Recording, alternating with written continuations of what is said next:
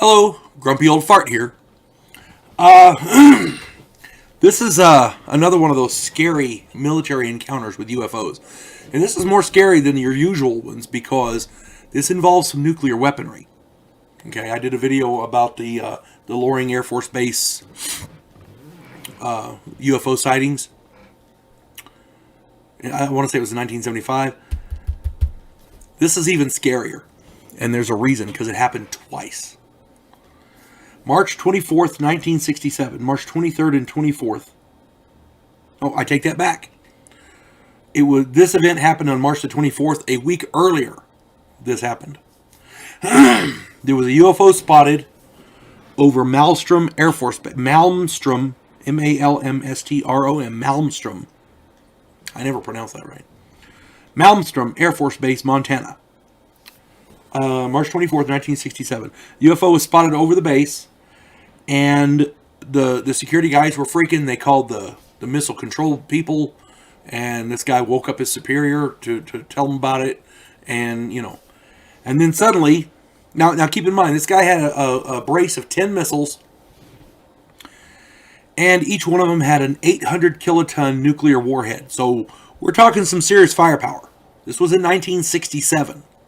52 years ago. I know, because I'm 52 and that's the year I was born. So, the object was a glowing red object. It made no noise and it was moving erratically. Okay. And then without warning, all of a sudden, all 10 missiles were deactivated. They all went down. They were non-functioning. Okay. So, this UFO somehow deactivated 10 nuclear ICBMs. That's a scary thought. And what's scarier still is, a week earlier, another missile crew at Malmstrom had seen the same UFO, or at least what appeared to be the same UFO, and all 10 of their missiles had gone down as well. So, this didn't happen once, it happened twice. To me, that says whoever's in that UFO is trying to make sure they can do it when they need to. If they can deactivate missiles, that eliminates quite a bit of our arsenal, of our inventory of ordnance. I'm just saying, It boggles the mind, because this is our nuclear deterrent. In both cases, the missiles were down for about 24 hours.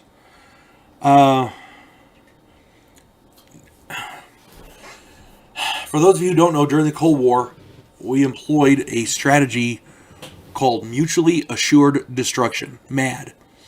And this nuclear deterrent basically says, you got tons of nukes, we got tons of nukes. If one of us launches, the other one launches, and everybody dies. It was a crazy scenario, but it preserved the peace. It's the official term, I think, is called balance of power. Well, sort of, I guess. But my point is, if they fired at us, we were going to fire at them. Well, these UFOs eliminated our ability. Apparently, they can eliminate our ability to fire back.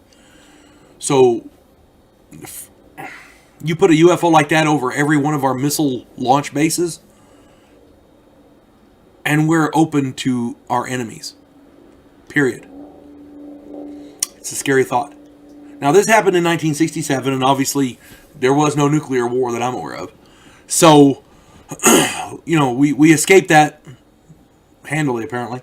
But the ramifications of a possible, of what could have happened, are staggering. They're scary, and it boggles the mind.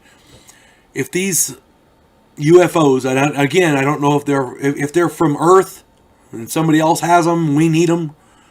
If they're extraterrestrial in origin or from another dimension or wherever the hell they're from, if they're not from Earth, that's a scary thought. So these, and again, this is it doesn't get much more serious than a brace of 10 800 kiloton nuclear missiles, ICBMs. It doesn't get much more serious than that. If these people were perpetrating a hoax, they got some brass balls on them, let me tell you. I'm just saying. We got to take this seriously. You folks have a good day. God bless one and all.